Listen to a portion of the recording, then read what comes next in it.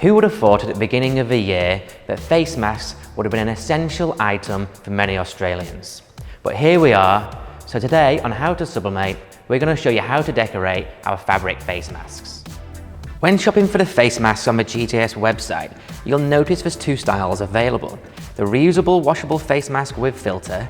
These feature a 5-layer filtration system, a pocket for the replaceable filters, and adjustable ear loop toggles. Our second style are the reusable washable face masks without filter. These offer 3 layers of protection, including an internal layer of cotton fabric. And both styles of our face masks are specially designed for sublimation printing.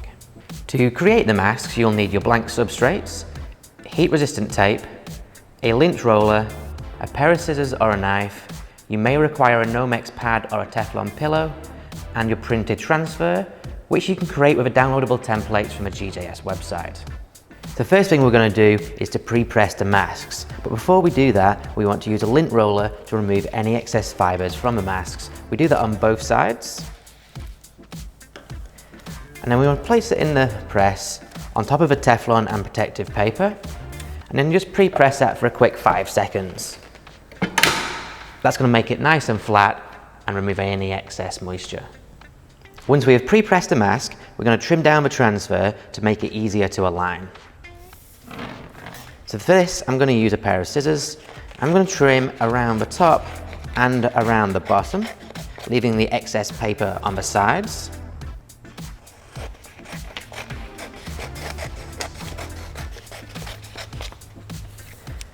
And that way I have something to attach it to. Now make note, on the mask we have a higher arch at the top, and that is for the bridge of the nose.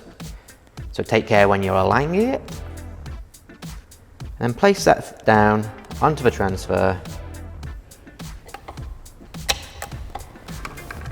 Using the heat resistant tape, we just want to secure that in position.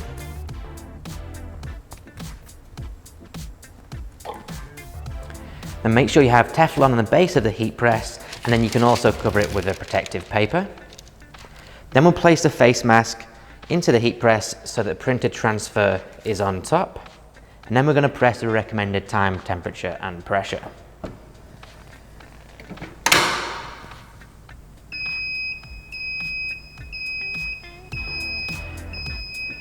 Once the timer is elapsed, open the heat press, remove the printed transfer from the mask,